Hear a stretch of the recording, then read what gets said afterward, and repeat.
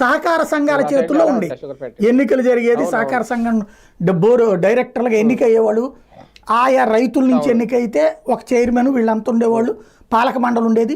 సహకార రంగానికి సంబంధించిన సిబ్బంది అందులో ఎంప్లాయీస్గా ఉండేవాళ్ళు, ఆ నిర్ణయాలు తీసుకునేవాళ్ళు. అది లాభాల బాటలోనే ఉండే.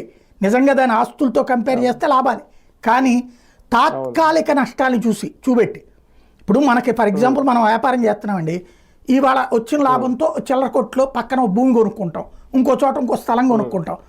మనకి నష్టం వచ్చినప్పుడు ఏం చేస్తాం, ఇందులోంచి ఒక స్థలం అమ్ముకుని ఇది అప్పు తీర్చుకుంటాం. ఇది కామన్ కదా. ఇట్లాగే ఇలాంటి వాటన్నిటికీ ఆస్తులు ఉన్నాయి. ఆస్తులున్నా అది లాభాల్లో లేవన్నటువంటి పేరుతో ప్రైవేట్ వాళ్ళకి ఇచ్చేశారు శాంతం. అలాగ సంపాదించుకున్న పారిశ్రామికవేత్తలు కొంతమంది ఉన్నారు మన రాష్ట్రంలో. అట్లాంటిదే ఇప్పుడు కాకినాడ పోర్టు.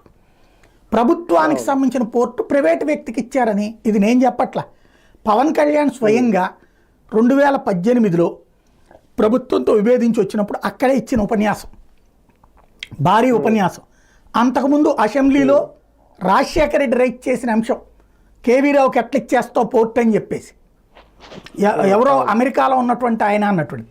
ఇందులో ఈ కేవీ రావు అనేటువంటి ఆయన ఎవరు, పవన్ కళ్యాణ్ చెప్పేదాకా నాకు ఐడియా లేదు. అది అంటే నాకు విడిగా అవగాహన ఉందనుకోండి.